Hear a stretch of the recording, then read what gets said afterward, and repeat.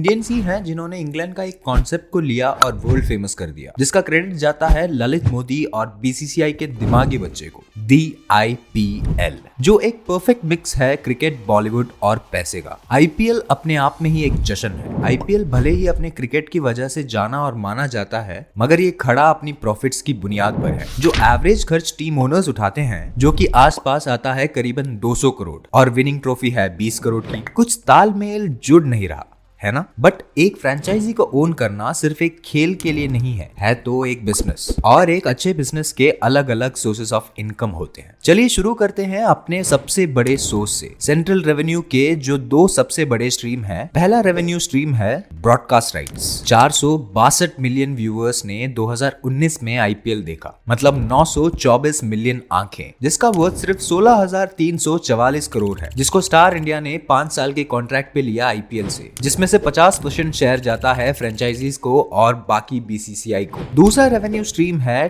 Title sponsorship, और IPL के पास बहुत सारे स्पॉन्सरशिप्स हैं। वीवो ने 2199 करोड़ और कुछ छुट्टे दिए ताकि वो अपना गठबंधन आईपीएल के साथ 5 साल तक बनाए रखने के लिए, जिसका मतलब है 27.5 करोड़ एनुअली जो फ्रेंचाइजी के पास जाएगा। 20% टीवी और ऑनलाइन स्ट्रीमिंग को मिलाकर आईपीएल का सपना सच होता है। और 12.5 लाख एक 10 सेकंड ऐड के लिए मैच के दौरान, भाई साहब, जो मुकेश अंबानी के 1 सेकंड के मुकाबले बहुत ज्यादा है, और ये सिर्फ कुछ मैचेस के दौरान ही होता है। क्या आप सोच सकते हैं कि ये कितना रेवेन्यू जनरेट करती है पूरे 45 दिन के सीजन के बीच। जैसा कि कहा जाता है कि local is the new global, और टीम ओनर्स के मुकाबले 3 ऐसे स्ट्रीम्स हैं जिनसे पैसा कमाते हैं। पहला, टिकट सेल्स। तकरीबन 4 करोड़ रुपए की कमाई होती है सिर्फ एक मैच के दौरान, जिसमें से 80% जाता है होम टीम्स के पास। दूसरा, टीम स्पॉन्सरशिप्स। पिच से लेकर बाउंड्रीज और टीम्स की जर्सीज तक सब कुछ स्पॉन्सरशिप है। Winners prize money,